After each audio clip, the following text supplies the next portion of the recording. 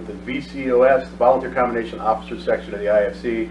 We're in Clearwater Beach, Florida this week with the Symposium in the Sun. It's the 23rd year of the conference, and we're going to be broadcasting all throughout the week. So every morning throughout the rest of this week, you can tune in on the social media platforms and find us just about the top of the hour, thereabout, in the mornings with different topics. I'll be talking to different presenters.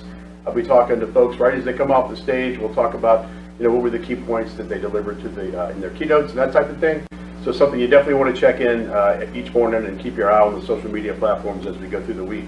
And with me now, I have some of the founders of the Symposium. I have John Buckman and Fred Windisch. So thank you guys for joining in as the conference kicks off this morning. Absolutely. Now, tell us how this thing started, because this has been going for, it's like 23 years now. So. It might be 24. We lose track. We're old. Yeah. So, so how did it start? Tell me. I'll start off. There were these two crazy young guys, and we hung out a lot together, especially from '89 to the mid-90s, well, until today, of course, but about 95. And we're sitting there having dinner and said, we need to have a volunteer conference. Okay, what is it going to be? I don't know, but we need to have one. So literally, that was how the discussion started. And then in 1997, we came here into the Tampa area and visited with Responder Magazine. And the next year, we had our first conference. Awesome. Now, what was the first conference like? What was that like? Well, the first conference was in Tampa, downtown Tampa, at a Hilton Hotel. I remember it was orange in color, but it had a fence around it because we weren't in that good of a part of the town. But it was cheap, John. But it was very cheap, and we think we had like 82 members. We haven't really found those records yet, but we go to the second year and we had 127 people attend. And we had 31 states represented on that second year. So, as Fred said, we started with just a wild idea. And we've now grown to where we have more than 570 in Clearwater Beach with us this week. 570. So, and that's one of the things about this conference that's interesting. It's also one of the reasons why we're streaming this week, is because the show sells out every year, right? So if you're not paying attention and get registered early, you might not get in. So this is a chance for, if you're not able to attend this year for whatever reason, you can get a little taste of what it's like and maybe be a little quicker on the trigger next year when the conference opens up again. Tell me about the content. Like, what is unique about this conference other than it's volunteer combination focused? Yeah, let's look at our basic philosophy. And that is not necessarily in order, but have fun, relax, network, and get real-time speakers who know our business or the concepts of leadership. Everything in our symposium from day one has a content that contains leadership. It's not about squirting water. You can learn that anywhere. The brain work, the concepts of leadership, all of the above, that's our intent. Yeah, the big part of what we want is we want you to develop relationships. You're going to sit next to somebody that maybe you don't know. Well, get to know them. We have so many fire chiefs that have come, or even just leaders who've come here and they'll tell us, well, I thought I was the only one that had those kind of problems. The reality is all fire departments have problems. But it's having that relationship with other people to call them up and go, hey, this is what I'm dealing with this week. Got any ideas? Or maybe you got a recommendation, or call somebody. And then the content, we really try to hire practicing instructors. We don't want somebody who is not going to come in here and talk about all the theory of how to do something when they don't do it themselves. And so we're looking for instructors. We have people who attend here that last year, one of them asked me, he said, how did you select me to be an instructor? And I said, you talked to me once, didn't you? He goes, yeah. I said, we talked about presenting. He goes, yeah. And I said, I wrote it down, and I remembered it, and I called you, and you're on the stage this year. Congratulations. Kick butt. It's not just fire chiefs too. I'm always impressed by the various ranks you see out in the crowd. You'll see chiefs, and you'll see lieutenants, you'll see firefighters with just no rank whatsoever, just basic firefighters. that all attend, and I think the content is really crafted well, so at least everybody. And you know. commissioners, now this year, Yeah. we have how many, John? I think we have 152 commissioners. So they're the attending. bosses that we work under, and we're gonna have to adjust our content to address their needs. So we're gonna do a little study this year so we can project something for next year. And that's how it does every year. We learn this year, change, but the model has been consistent.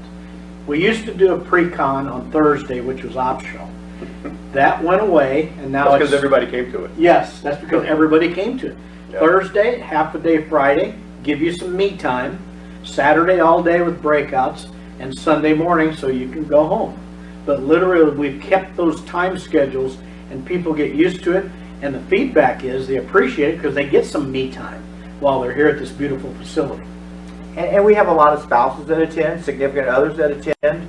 And when you look at, the people who are attending, they need to talk to each other. They need to see what each other's doing. And so it is important. In the model Fred talks about, we have main stage presentations. And although our keynote speaker this year is for 75 minutes, most of our main stage presenters are 40 minutes, 45 minutes at the most. Because if you can't say it in 40 or 45 minutes, you can't say it in an hour and a half. We've had a presenter come in for main stage with 300 slides for 40 minutes. Well, that just play like the animation slides. almost. Yeah, just play Yeah. the slides. We don't need to hear anything. And so we don't do that. We want people who come in who have the meat and content and a professional way to deliver what they want in a short period of time. We have tried some of the TED Talks model of using 18-minute presentations. And not saying that we're not good at it, but we need some practice at the 18-minute model because it is hard to condense what you're wanting to say down to 18 minutes. So we do the main stage, but on Saturday we do breakout sessions or workshop kind of things. So you do have more interaction with that instructor or that speaker. And we'll break those rooms down to about 150 people versus the big room has seats for like 550 people. So, it is, again, we have a different way of delivering our information each year. One of the key things every year that people talk about is the recruitment and retention workshop.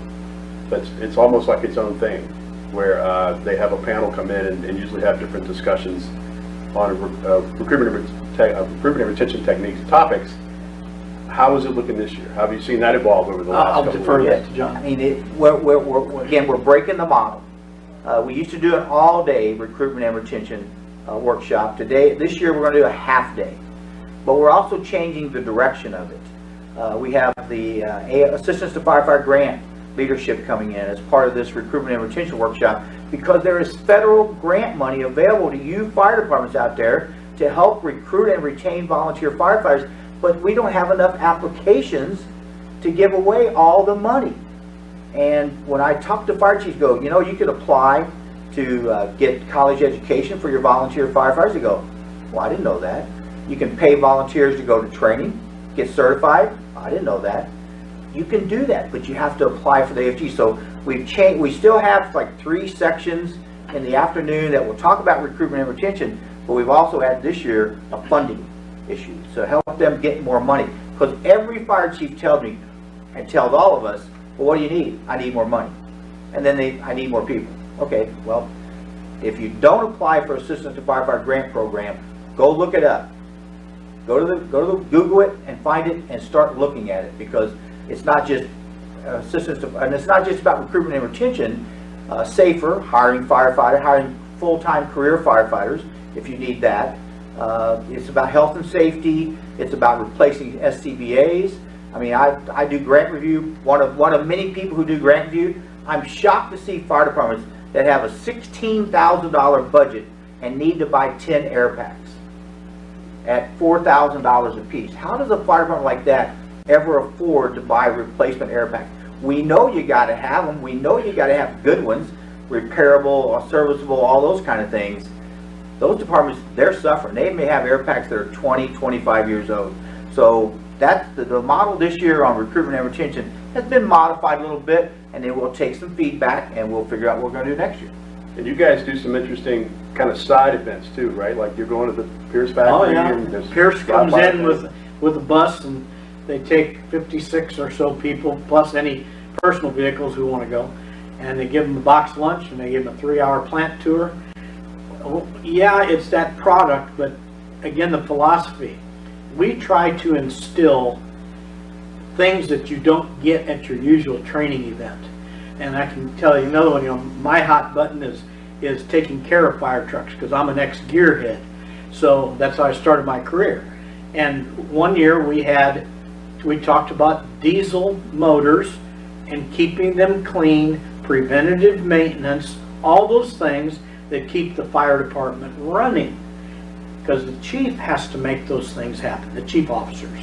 So we adjust our content every year. We start with a theme, and this guy right here is the brains behind the themes.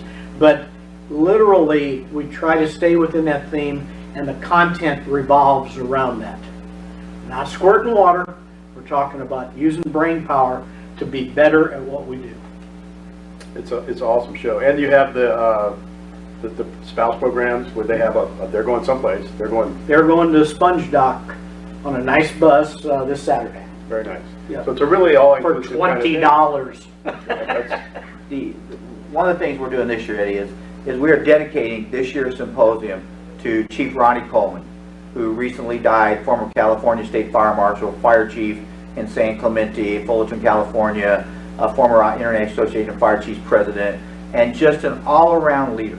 And he died in the last 30 days, and we're dedicating it in his memory this year to help our younger firefighters recognize that we have a lot of wisdom in the fire service. As you get older with that experience creates wisdom.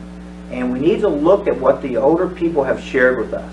One of the things that Ronnie created was what's called a Juento, which is modeled after the Benjamin Franklin model in Philadelphia when he formed the first volunteer fire company in 1736.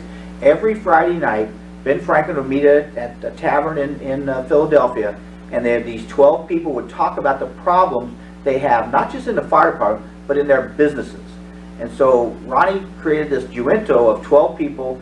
We would have one meeting a year, and just to try to get creative thinkers, forward-thinking individuals, talk about some of the problems in the fire service, how to address them, and how to come up with solutions in dealing with personnel, getting more money, technology issues. Fred mentioned about the apparatus. He can talk about apparatus and the problems the apparatus create today that they didn't create before. Used to be you say, well, the truck is broke. Well, Fred and I would go fix it. Well, not today. Not today. Bring your computer. Yeah.